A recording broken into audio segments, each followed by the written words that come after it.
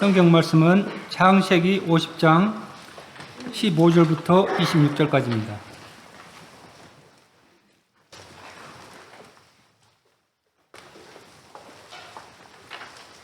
요셉의 형제들이 그들의 아버지가 죽었음을 보고 말하되 요셉이 혹시 우리를 미워하여 우리가 그에게 행한 모든 악을 다 갚지나 아니할까 하고 요셉에게 말을 전하여 이르기를 당신의 아버지가 돌아가시기 전에 명령하여 이르시기를 너희는 이같이 요셉에게 이르라 내 형들이 내게 악을 행하였을지라도 이제 바라건대 그들의 허물과 죄를 용서하라 하셨나니 당신의 아버지의 하나님의 종들인 우리 죄를 이제 용서하소서 하매 요셉이 그들이 그에게 하는 말을 들었을 때 울었더라.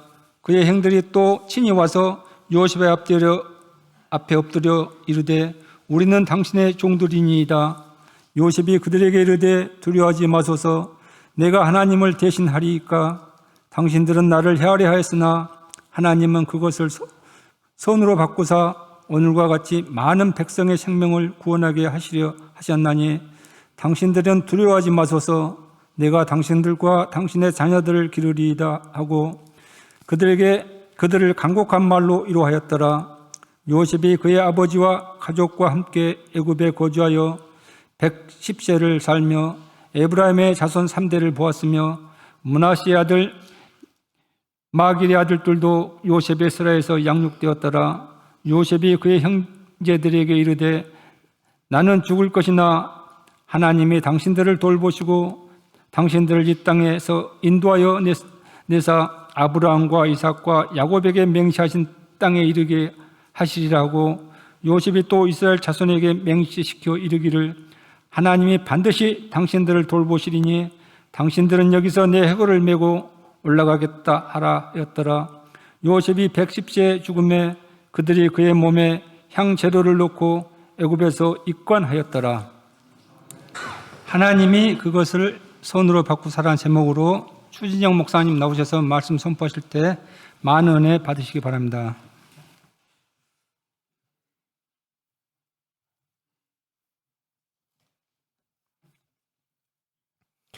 다 같이 기도하겠습니다. 약할 때 강함이 되시는 주님, 진심으로 감사를 드립니다. 분주한 일상 속에서 한 주를 보냈습니다.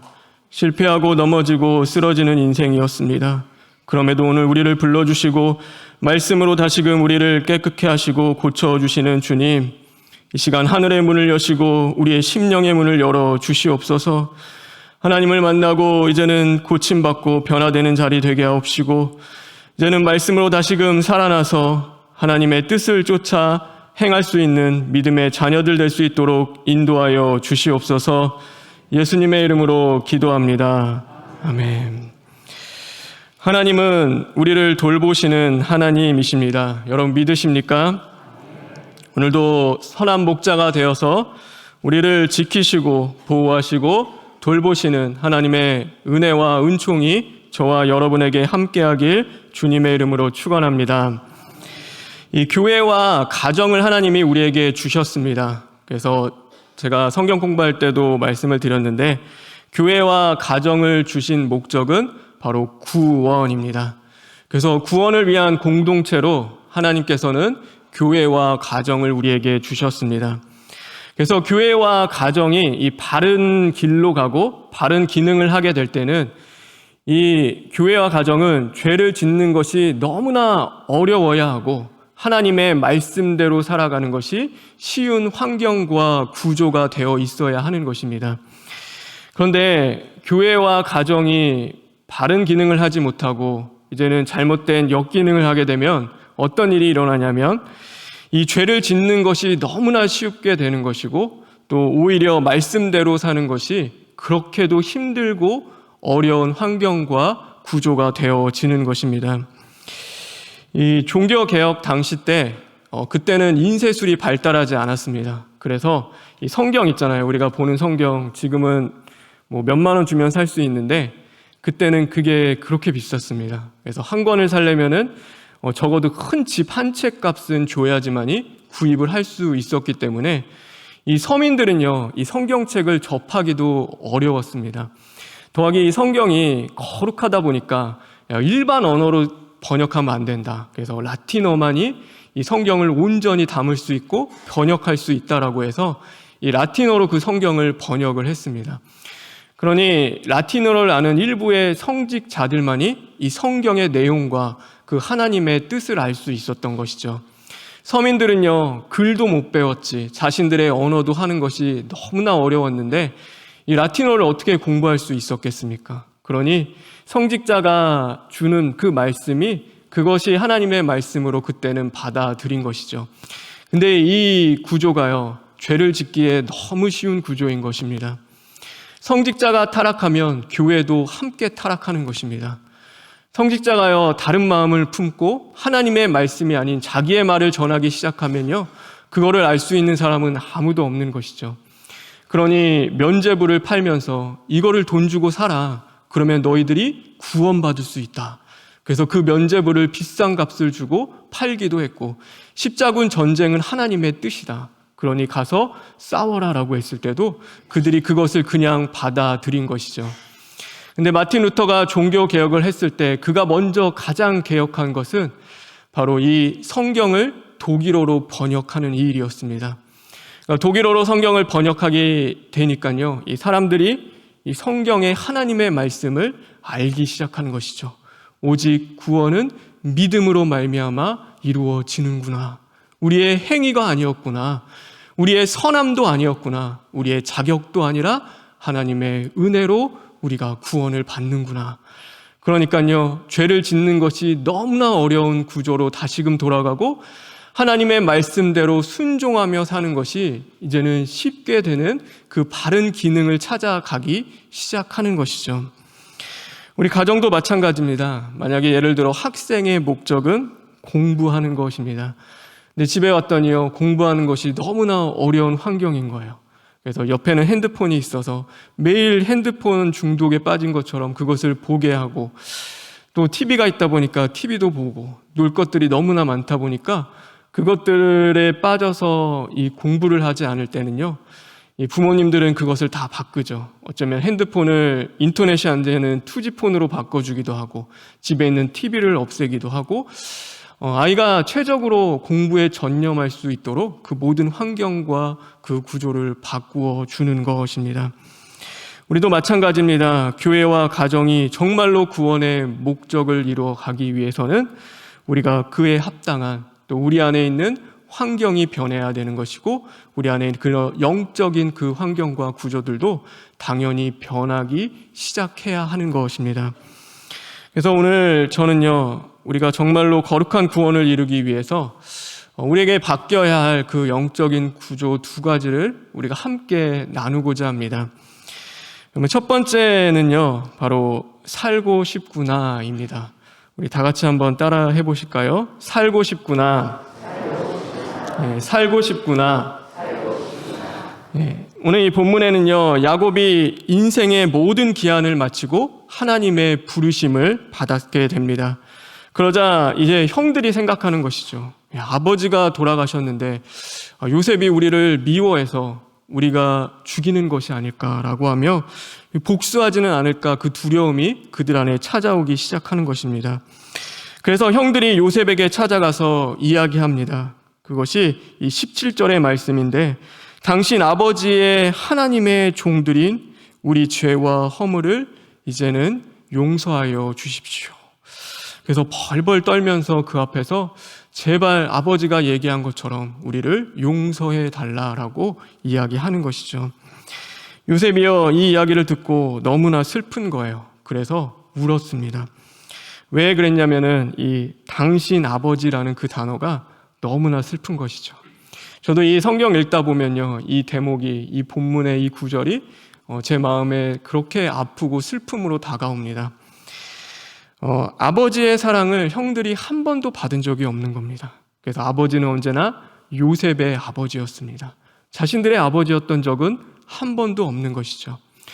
그래서 고향을 떠나서 그 애굽에 타향살이하며 아버지의 사랑을 못 받는 요셉이나, 아버지와 함께 있음에도 불구하고 그렇게 그 사랑에 목말라하고 갈급해했는데 그 사랑을 받지 못했던 형들이나, 이 요셉이 생각하기에는 똑같은 거예요. 그러면서 그 마음에 긍휼이 가고 불쌍함이 생기기 시작하니까 이 형들이 그 얘기를 하는데 그렇게 눈물이 쏟아지고 이 마음에 그 깊은 아픔이 찾아오기 시작하는 것이죠.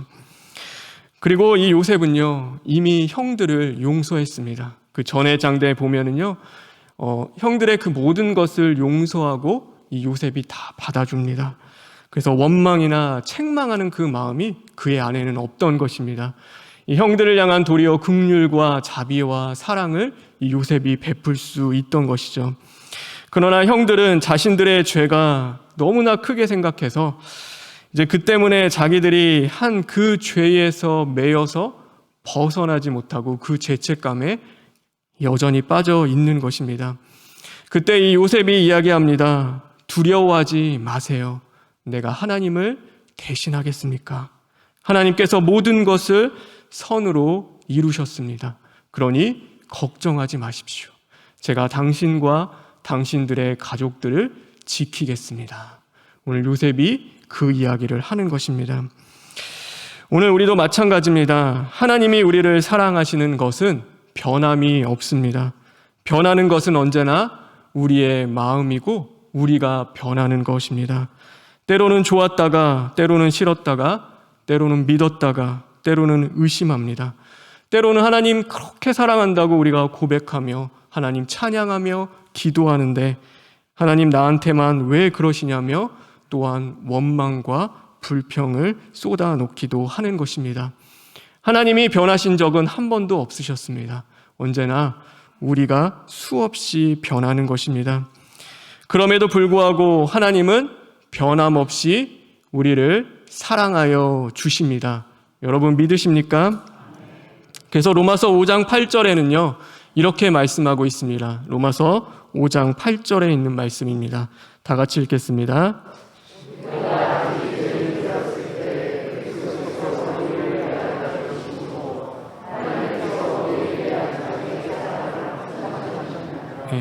이 말씀은요, 내가 형편없을 때, 내가 가장 최악일 때 예수님이 날 먼저 사랑하시고 나를 위해 죽으셨다라는 그 사랑의 말씀입니다. 그래서 하나님은요, 부족하다고 하여, 고장났다고 하여, 쓸모없다고 하여 우리를 버리시는 것이 아니라, 우리를 포기하시는 것이 아니라 우리의 손을 끝까지 붙잡아 주시는 것입니다. 오늘 20절에 그것을 선으로 바꾸사라고 요셉이 이야기합니다. 하나님이 그것을 선으로 바꾸셨습니다 라고 말하고 있는 것이죠. 이 바꾸다라는 단어는요, 하샤브라는 히브리어인데 원래 본련의 뜻은 여겨주다, 그렇게 생각하다라는 그 뜻입니다. 제가 오은영 박사님의 이렇게 하는 프로를 보기는 합니다. 자녀들도 있고 또 그거 봤을 때 이렇게 제 마음에 깨달아지는 것도 많기 때문에 그거를 보고 있기도 합니다. 근데 한 번은 오은영 박사님이 이 징징거리고 말을 듣지 않을 때 아이들이 그 부모님들은 너 왜 그렇게 말을 안 들어? 나는 이렇게 크지 않았는데 너는 지금 왜 이렇게 하는 거니? 너 나이가 몇 살인데 아직도 이렇게밖에 못해라고 하며 화를 내고 혼낸다고 해요. 그런데 아이가 징징거리고 말을 안 듣는 것은 이유가 있대요. 그것은 아이에게 그것이 불편하고 낯설고 무섭고 서툴러서 그런 거래요. 그래서 아이가 짜증내고 말을 안 들으면 우리가 부모들은 그렇게 생각하면 된대요. 왜 너 이렇게 말 안 들어? 라고 혼내는 것이 아니라 이 아이가 살고 싶구나. 이 아이가 정말 살기 위해서 몸부림치구나 라고 생각하면 된다고 이야기를 합니다. 저는 하나님께서 우리를 그렇게 여겨주신다라고 생각을 합니다. 때로는 두려움에 몸부림치며 원망하며 불평하며 시기하고 질투하는 우리의 모습들을 주님께서는 너 왜 그렇게밖에 못해? 너 예수님 믿은 지 몇 년이나 됐는데 아직도 너 믿음과 신앙이 왜 그 모양이야? 라고 하며 우리를 책망하시고 비판하시는 것이 아니라 살고 싶어서 그러구나. 정말로 살고 싶어서 몸부림치는구나 라고 주님은 그렇게 여겨주시는 것입니다. 그리고 우리의 모든 악한 것들을 십자가로 해결해 주시고 주 안에서 다시금 선한 것으로 바꾸어 주심으로 우리가 나음을 입고 생명을 얻게 되는 것입니다. 여러분, 진짜 주님은 그런 분이십니다. 열왕기상 19장에 보면 이 엘리야가 나옵니다. 그래서 하늘에 불이 떨어질 정도로 이 바알 제사장들과 싸워서 큰 승리를 거두었습니다. 그런데 아합의 아내인 이세벨이 이 엘리야 반드시 내가 널 죽이겠다라고 했을 때 이 두려움에 휩싸여서 그가 도망치기 시작합니다. 그래서 어디까지 도망치냐면 너무 멀리 가서 이 로뎀 나무 아래에서 이 숨어 있는 것입니다. 그런데 그때 이 엘리야가 뭐라고 이야기하냐면 하나님, 차라리 이럴 바엔 저를 죽여주십시오. 하나님, 저는 더 이상 살 소망도 나아갈 힘도 이젠 도저히 없습니다. 이제는 너무나 지쳤습니다. 하나님, 그냥 죽고 싶습니다. 그 이야기를 하나님 앞에 하는 겁니다. 근데 하나님이 그것을 들으셨습니다. 근데 어떻게 들으셨냐면 하나님, 나 살고 싶어요. 하나님, 나 정말 죽을 것 같아요. 하나님, 제발 저 좀 살려주세요. 하나님께서는요, 그렇게 그 말씀을 들으신 겁니다. 그리고 천사를 보내줘서 다시금 엘리야를 위로하고 격려하며 그에게 음식을 먹이고 다시금 나아갈 수 있는 힘을 하나님께서 주신 것입니다. 하나님은 그런 분이십니다. 그래서 하나님은 사랑이십니다. 그 사랑은 변함이 없습니다. 주님은 어제나 오늘이나 동일하게 우리를 사랑하고 계십니다. 여러분, 그 사랑을 받고 있다면 우리도 그렇게 살아야 되지 않겠습니까?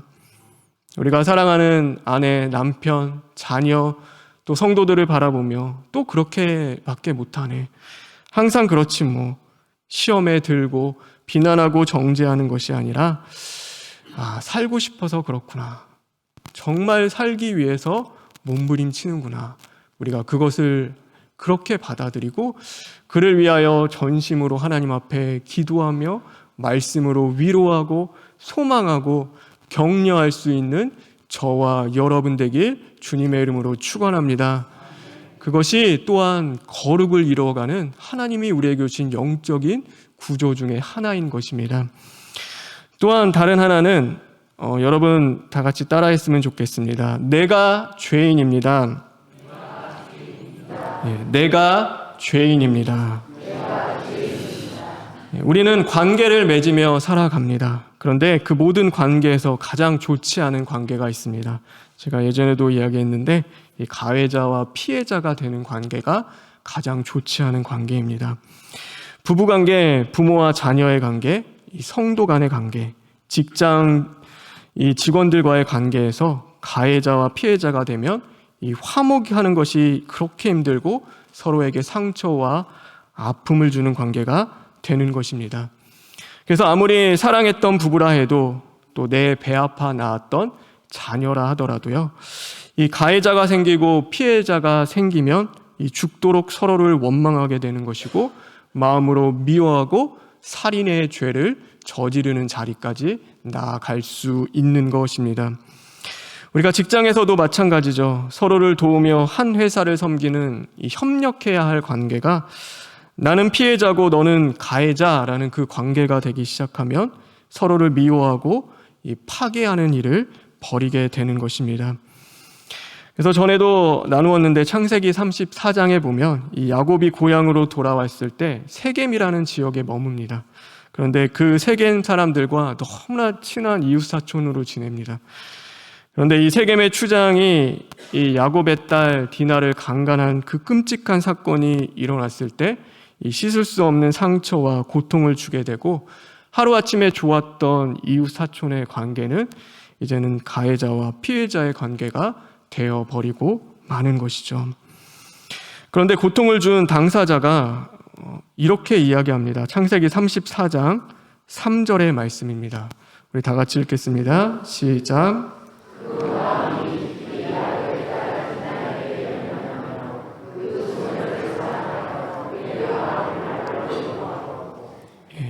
그가 야곱의 딸 디나를 사랑했다는 것입니다. 그리고 자신의 죄를 인정하거나 용서를 구하는 내용이 없습니다.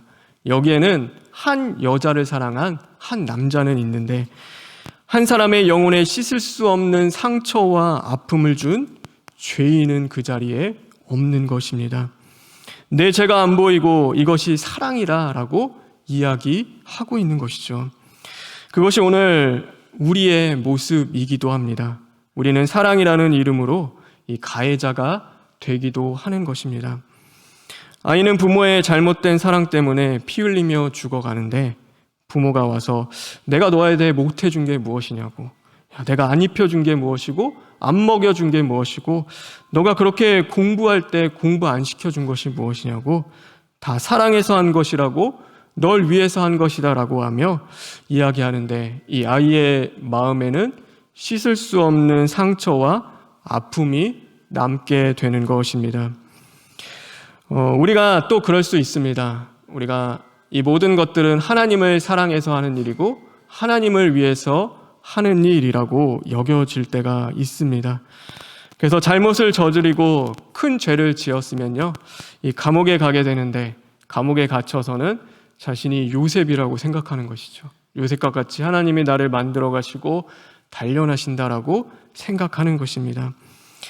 성적인 죄를 저지르고 회개함 없는데도 자신이 다윗처럼 하나님이 고난을 주시고 만들어 가신다고 착각하기도 하고, 누군가에게 거짓을 말하고 사기를 치고 그것 때문에 도망자의 신세가 되었음에도 불구하고 나는 야곱처럼 하나님이 돌보시고 함께하여 주심으로 말미암아 끝내는 하나님이 복 주실 것이라는 그 착각에 빠져 살아가기도 하는 것입니다. 가해자면서 예수님을 사랑하기에 내가 지금 십자가를 진다고 우리는 포장하며 살아가는 것입니다. 그러나 살인을 저지르면 살인범이고, 성적인 죄를 지었으면 성범죄자이고, 사기를 쳤으면 사기꾼입니다. 가해자가 지는 것은 십자가가 아니라 죄에 대한 분명한 책임과 대가여야 하는 것입니다. 그런데 내가 오늘도 하는 것이 하나님을 사랑하고 이웃을 사랑하기 위해서 하기 때문이라는 그 행동에 정당화를 부여하고 우리는 살아갈 때가 있는 것이죠.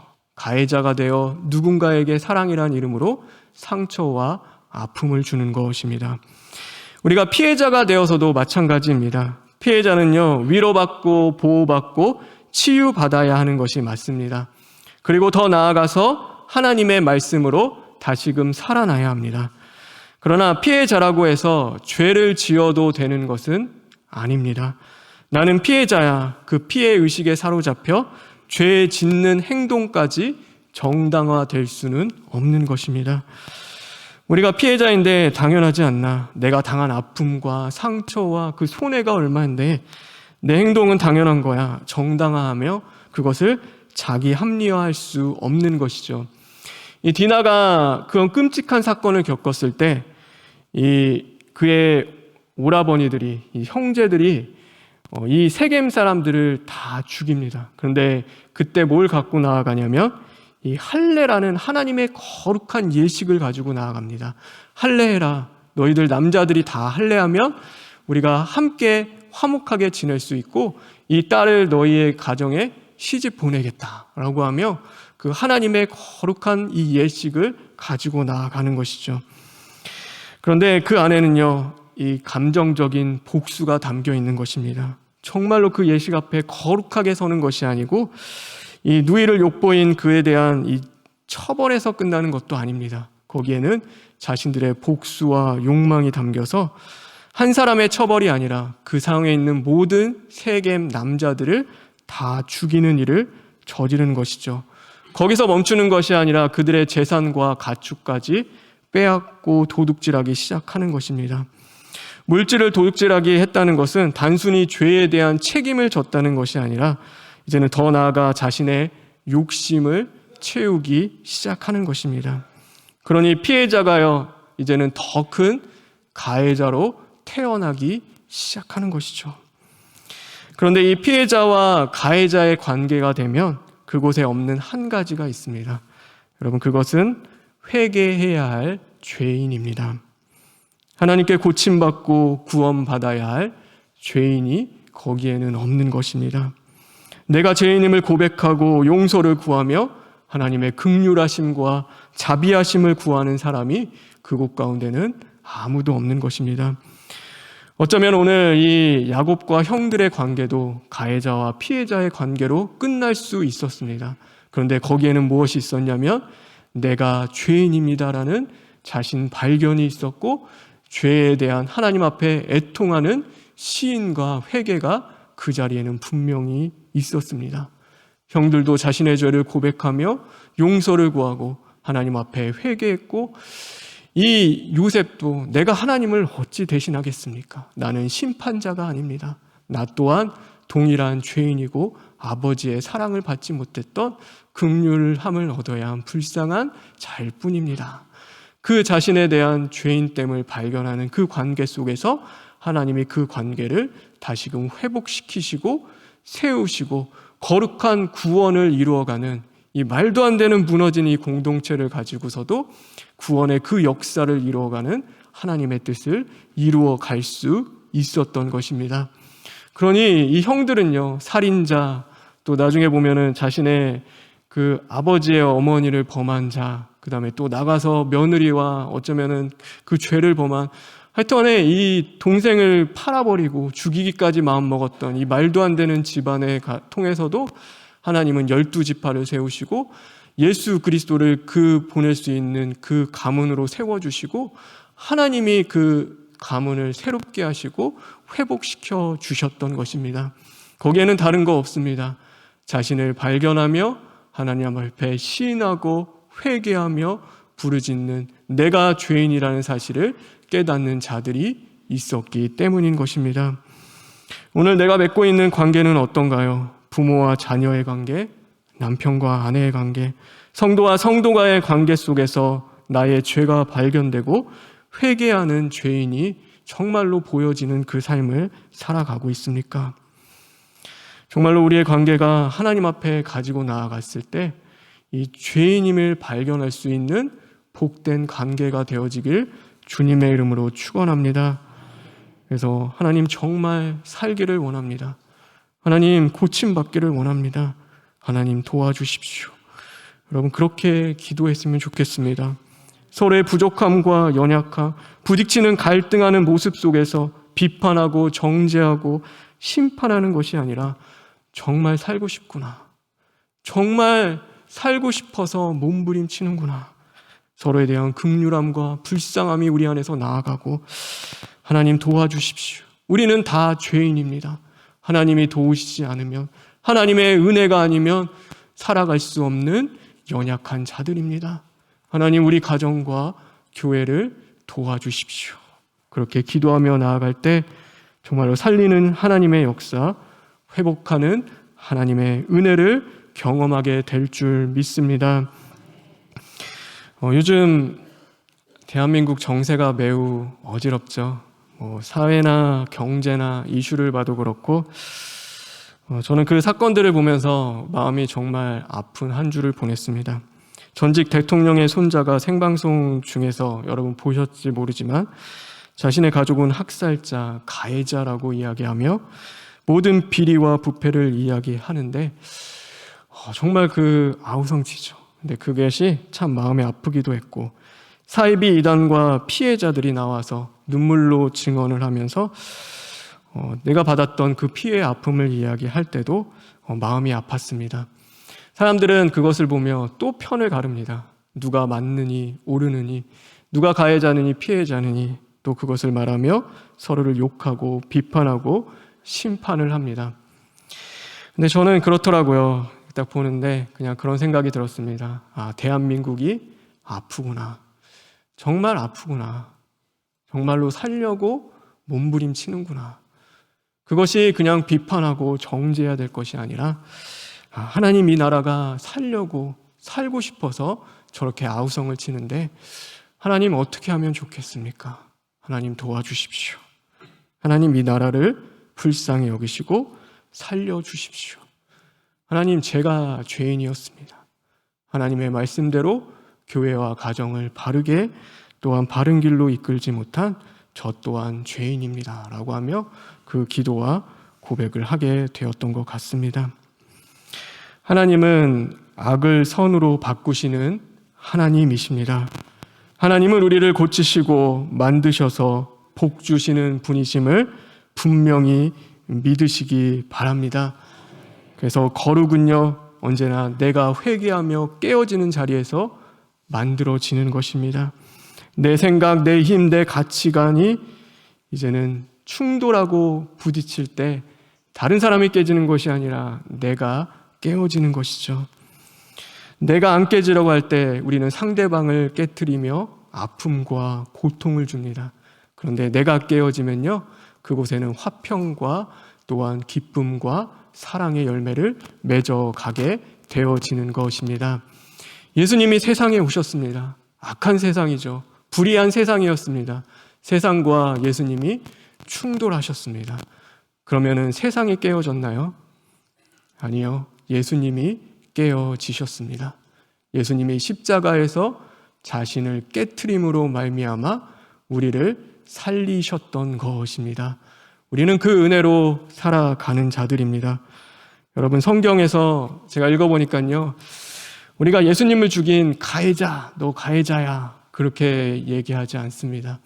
성경은요, 언제나 주님이 우리를 위하여, 죄인된 우리를 위하여 십자가의 죽으심으로 우리가 나음을 입고 구원을 받았다라고 말씀하고 계십니다.